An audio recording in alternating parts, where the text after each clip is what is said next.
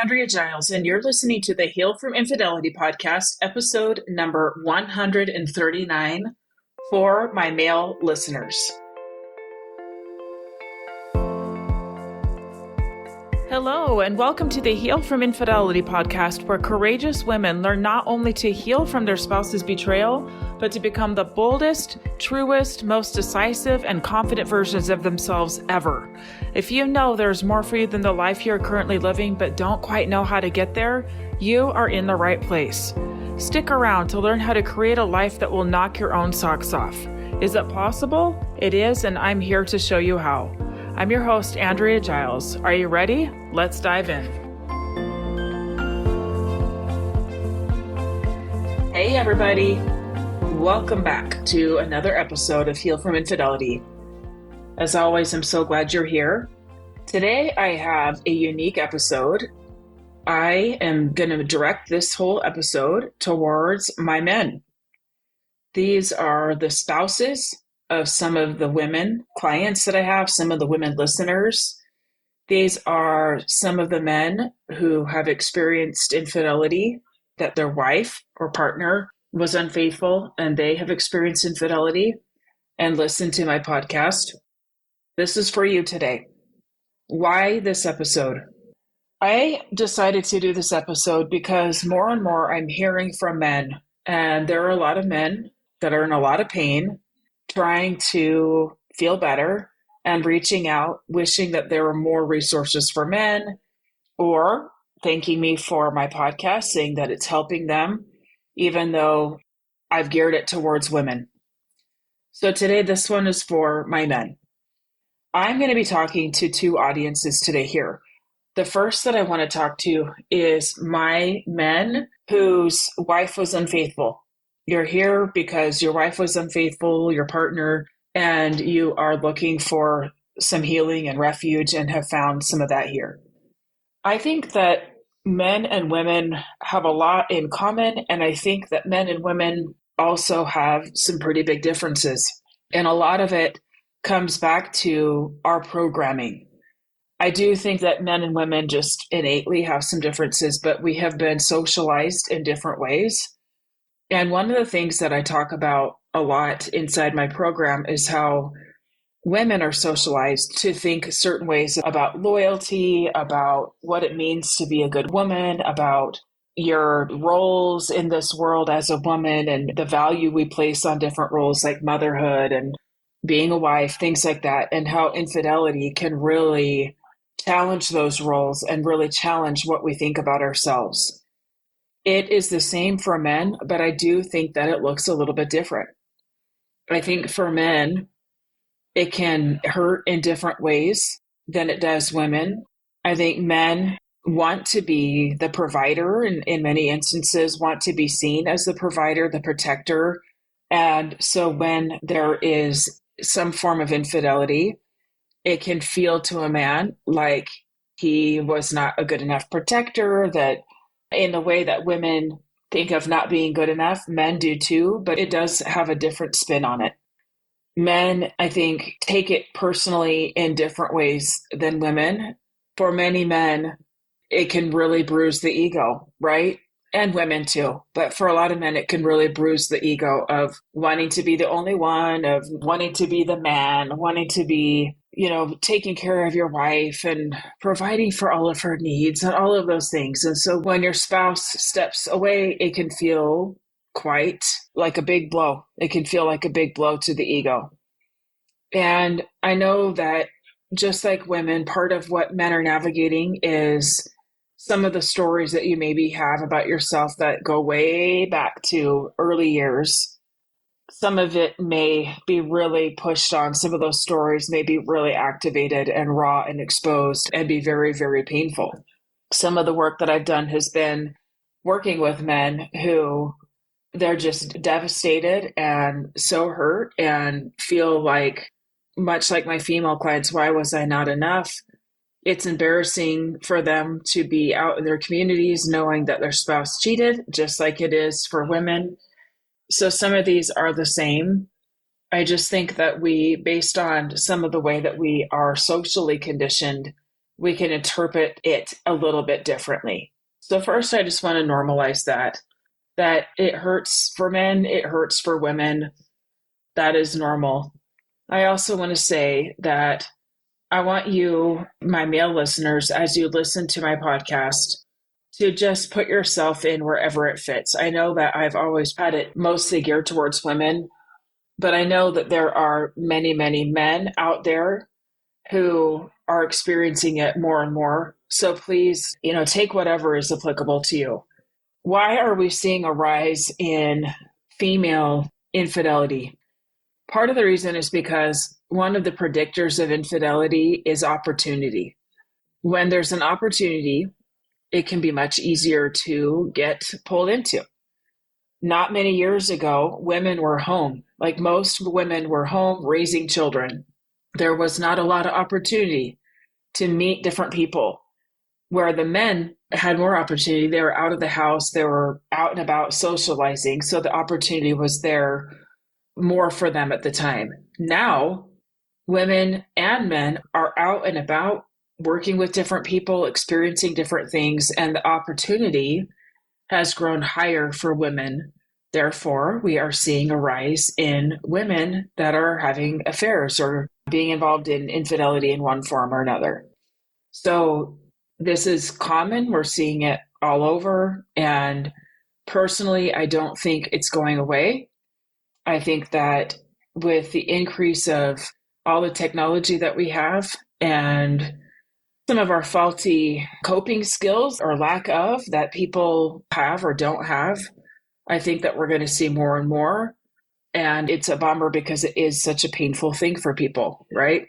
Part of how I see my job is raising awareness around relationship patterns, things that happen in relationships, to hopefully decrease in my own way, in my own little corner, to decrease some of it, or to help couples to where it never happens again, to help individuals so they're never in relationships where it happens again. But you're listening because it did happen, and it probably felt like the unthinkable.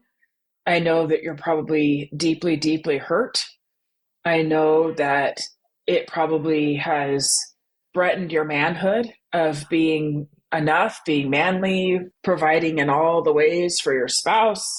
And I want you to know that you're normal to feel that way. I want you to know that this is a common way of experiencing it, but it's not necessarily true. And I want you to look at all the stories, all the things that you're making it mean, and push back on them and ask, if it doesn't mean that, what else could be true? Or is there anything else here that could be true besides this thing that I'm making this all mean? Okay. The healing process looks pretty similar for both men and women because it has to be an inside job. We cannot put all the expectation on the other person to magically make us feel better and magically make us whole, because a lot of the stories that we are making it mean had nothing to do with them, just like a lot of the reasons why they stepped out of the marriage had nothing to do with us, actually. Is their own lack of coping skills, their own lack of boundaries, their own lack of being able to say no, of their own people pleasing, things like that. And so part of the growth here is for both parties to learn some of these relational skills, learning to cope, learning to have stronger boundaries around places that you'll go and people that you'll be with, things like that. And these things need to be developed out together. It can't be a one-person thing. It has to happen together. For some of you men listening, you are trying to debate if you're staying or going. And the process looks similar of what I teach my women, that there may be stories about what it would mean if you left your spouse, if you are some kind of failure or giving up or stories like that. And I'm here to tell you that your best bet in finding peace, whatever your decision, is in making that decision from a very calm, deliberate mind of going, do I think I can honestly have the kind of marriage that I want here? Even with this infidelity now, this is part of our history now. Can I have the kind of marriage or relationship that I want?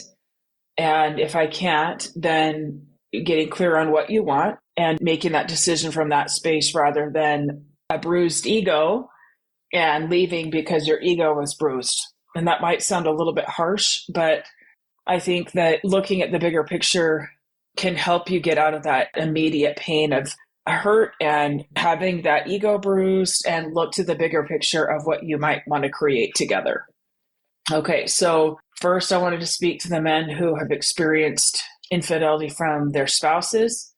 Next, I want to speak to my male listeners who were unfaithful to my female listeners. I want to say that in my 5 years of coaching, I've talked to lots and lots of people. I've talked to the women who have their hearts broken because their spouse was unfaithful. I've talked to couples. I talked to the one that was unfaithful. And I've learned some things that I want to share with you. I've learned that one of the biggest challenges to healing is overcoming your own shame. After making a decision like stepping out of the marriage and betraying trust, it can be so easy to go to a place of, I'm a terrible person. What is wrong with me? How could I do this? How could I have hurt her? It can be really, really easy to go there, which will pull you into so much shame. And shame is an emotion that really does not serve us well because it shuts us down. When we are struggling with shame, we are pulling away from other people. So one emotion that we often have is contempt towards another person. Shame is contempt towards ourselves. It's turned inward rather than outward.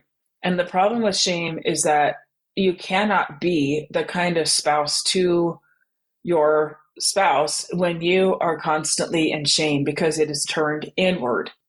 There's not room for you to open up and to really feel other things like empathy, like compassion, like connection, like love, even. If you are turned inward in that shame place, there's not much that you can give your spouse when this is the emotion that's leading out. Now let's talk about shame. Shame is an emotion that rather than seeing a mistake was made, shame is you are just a mistake. You are a problem. Shame is loud. It's an aggressive emotion. It shuts us down from other people. It's very isolating. Shame thrives in secrecy. Oftentimes, the earlier days of affairs, what happens is people start going down the path of tiptoeing into infidelity, and then they feel really guilty about it. And there's a lot of shame. And I'm a terrible person. And then rather than fixing it, it's like, well, I've already come this far and created such a monster and such a mess that what's the point? It's too late now. I might as well keep going. And this can be a real problem. And so it's going to take a lot of courage to learn how to contain shame. It will be there at times. It will rear its head. But the more you can learn to just sit with it and notice what it feels like in your body, notice what you feel tempted to do when you're feeling shame, notice what happens with your spouse when you're feeling shame. Do you lean away from her or do you lean into her? My guess is that you lean away, like, oh, I need to be alone. I'm a loser, right? So just noticing that, okay? Another thing that I really want to just point out is that all of us are made of lots of different parts.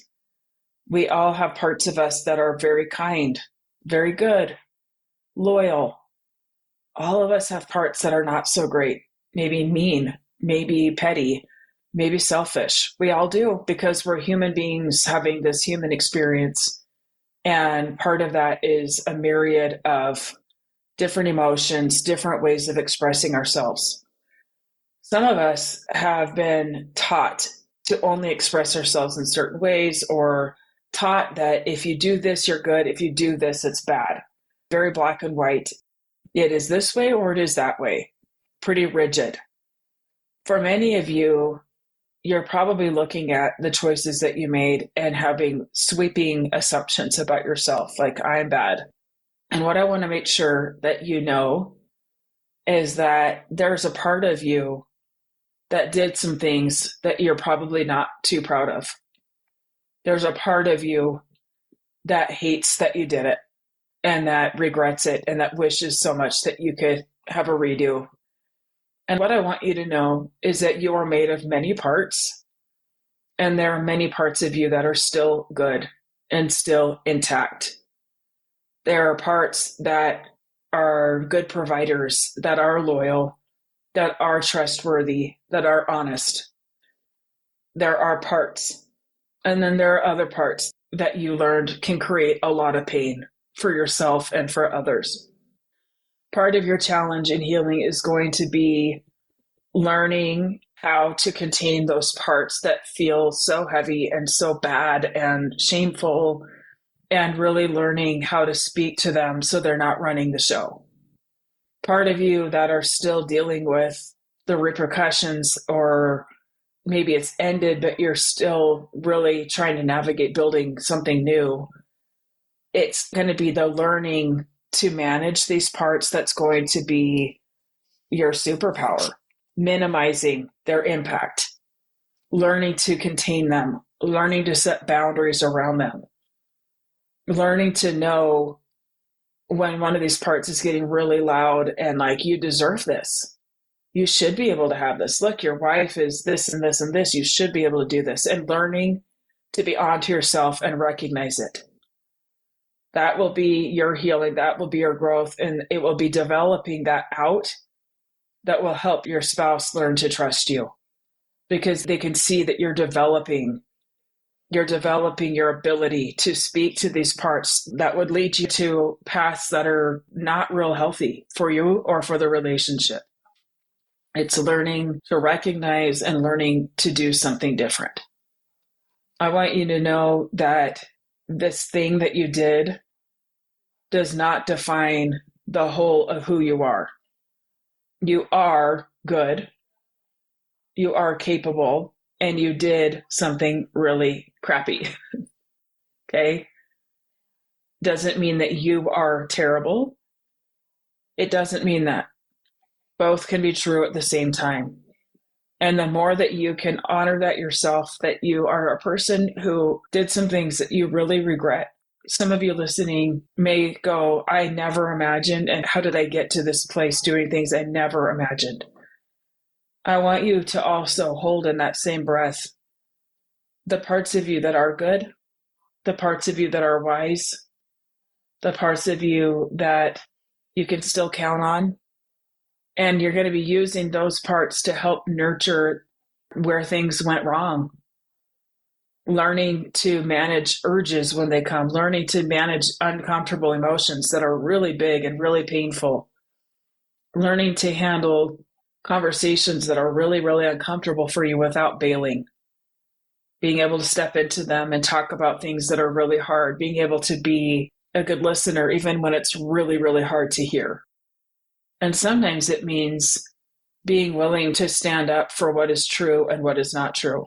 And what I mean by that is that sometimes in the wake of infidelity, the person who is betrayed is so desperate to find some kind of answer, trying to make sense of it. And so they will dig for answers and push for answers. And sometimes the things that their brains come up with might not be accurate. And it can feel very uncomfortable to say, no, that's not it. That's actually not what this was about for me. And I encourage you to do that. It will make you more trustworthy, that you're not just going to go along with something just because to keep the peace. Okay, tell the truth. As you learn yourself different parts of what this was for you, tell the truth.